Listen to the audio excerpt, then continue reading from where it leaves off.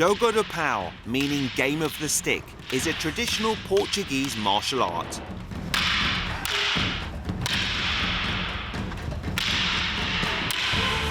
Dating back to medieval times, Jogo Do Pau was employed in times of war by foot soldiers who were too poor to afford a better weapon. Farmers in the north of Portugal often used it to resolve quarrels, and during the 19th century, Jogo Do Pau was practiced throughout the country.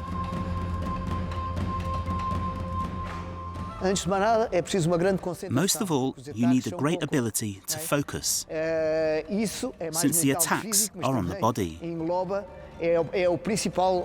That's more of a psychological need than a physical one. But it's the main skill that this fight demands.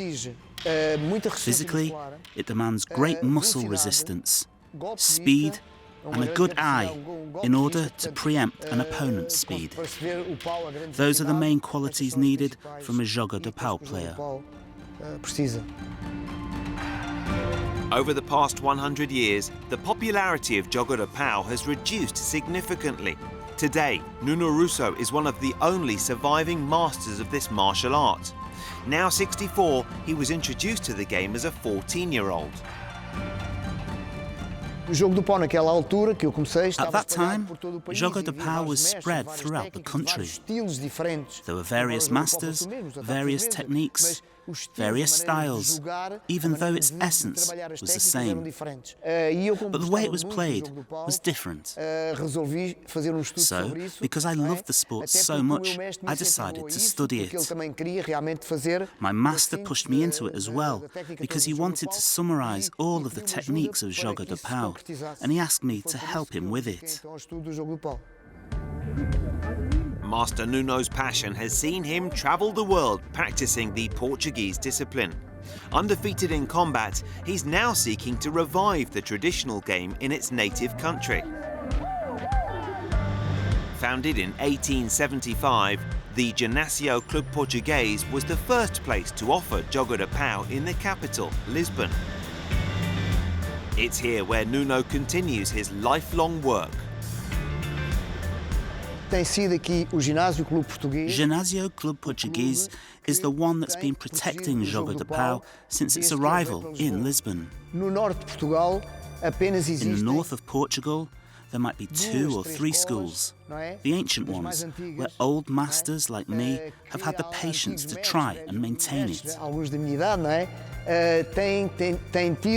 right now, Jogo Do Pau's life is in danger. This is a martial art that's quite valuable. It's Portuguese, and we can't lose it. And I think it should be taught in schools, just so young people actually know about this sport and can have more contact with our own culture.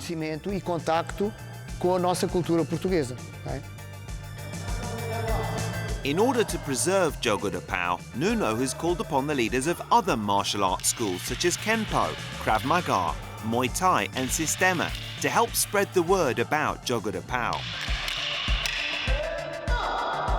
Now that I get to know Master Nuno Russo, so it's been a pleasure as a person. It's a real master. It's humble. He has all the experience. So I think we have to help him to develop Jogo Do Pau in Portugal and to all over the world. So it's our mission too.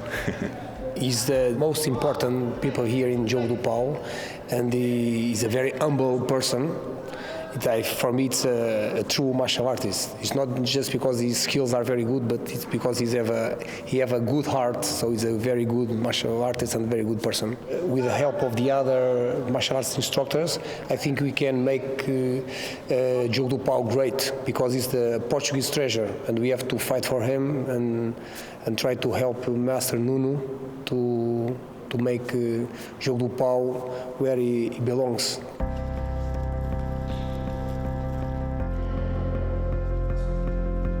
Having combined the different schools of Jogo Do Pau into a universal technique named Escola de Esgrima Lusitana do Santo Contestável, Nuno hopes that this adaptation of the sport can attract a new generation. O Jogo do Pau, para sobreviver neste For momento, Jogo Do Pau to survive at the moment, it would have to be turned into a competitive sport as well. As camadas jovens, a malta nova, One in which young people can actually see an end goal to practicing this sport, like winning a competition. será o vencer a competição. I feel this is happening right now. Jogo Do Pau is going through a transformation process, going from just a combat sport to a competitive sport. Desporto de combate, claro, mas desporto de competição. Master Nuno already knows what it takes to succeed. His protege, Carlos dos Santos, is a double world champion and holds 4 national and 3 European titles in stick fighting. But although competition may be the answer to Jogo Do Pau's survival, Nuno believes that the greatest rewards come from embracing the true spirit of the game.